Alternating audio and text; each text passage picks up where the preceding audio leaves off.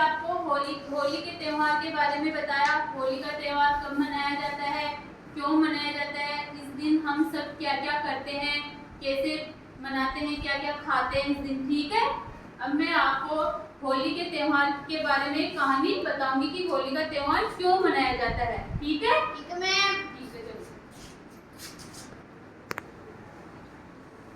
समय की बात है, एक छोटा सा लड़का था जिसका नाम था प्रहलाद। जिसका नाम था प्रहलाद।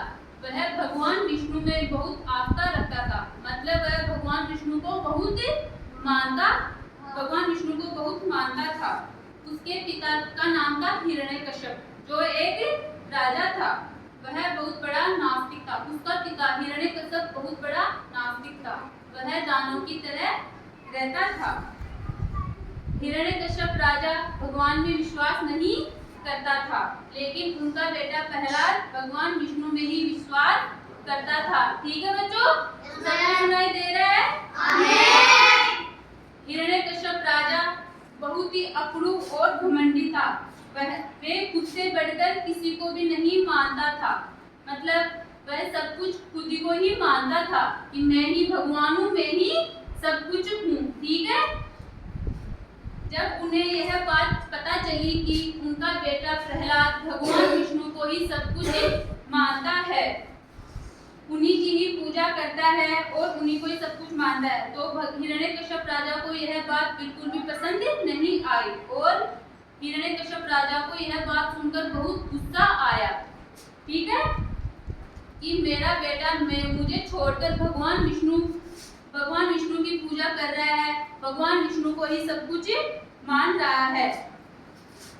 लेकिन वह प्रहलाद को मना करे कि वह भगवान विष्णु की पूजा न करके हिरण्यकश्यप राजा मतलब उनके पिता की ही पूजा करे। तो यह बात सुनकर प्रहलाद को गुस्सा आया और वह यह बात नहीं माने। लेकिन प्रहलाद तो भगवान विष्णु की ही पूजा करते थे और भगवान विष्णु की पूजा करना चाहते थे। इस बात से परेशान होकर, गुस्सा होकर हिरण्यकश्यप ने अपने बेटे प्रहलाद को सबक सिखाना चाहा।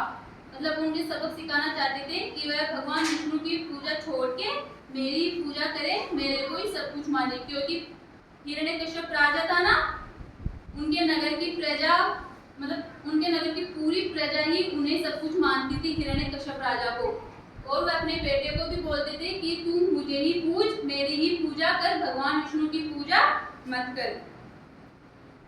भगवान हिरण्यकश्यप ने अपने बेटे प्रहलाद को भगवान विष्णु की पूजा करने से रोकने के लिए कई तरीके अपनाए। उन्हें यहाँ तक कि उन्हें मारने की कोशिश भी की, उन्हें हाथियों के नीचे डाला।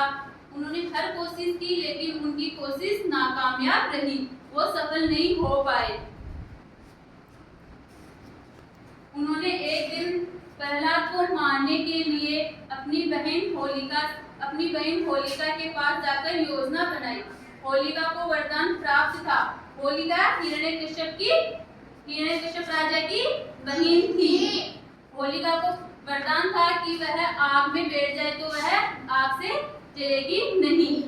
ठीक है, तो हिरण्यकश्यप ने सोचा कि मैं अपनी बहन होलिका की गोद में प्रहलाद को आग में बिठा दूंगा तो उसका बेटा प्रहलाद मर जाएगा। राजा ने कोशिश की ना कि वो भगवान विष्णु की पूजा नहीं करे, लेकिन प्रहलाद मान नहीं रहा था। तो फिर राजा ने यह सबक और सिखाने के लिए यह किया। तो वह अपनी बहन होली के दिन अपनी बहन होलिका की गोद में प्रहलाद को बिठा देता है और आग लगा देता है। लेकिन उनकी बहन होलिका तो जल गई थी और प्रहलाद वैसा का वैसा ही निकल आया था। होलिका को वरदान प्राप्त है कि वह अकेली बेटी तो नहीं जलेगी। अपनी बहन के साथ अपने बेटे प्रहलाद को बिठान दिया था ना, है ना? तो वह जल गई थी और प्रहलाद वैसा का वैसा ही रहा, क्योंकि प्रहलाद भगवान विष्णु की पूजा करता था, भगवान विष्णु में आस्था रखता था, भगवान विष्णु को ही पूजता था।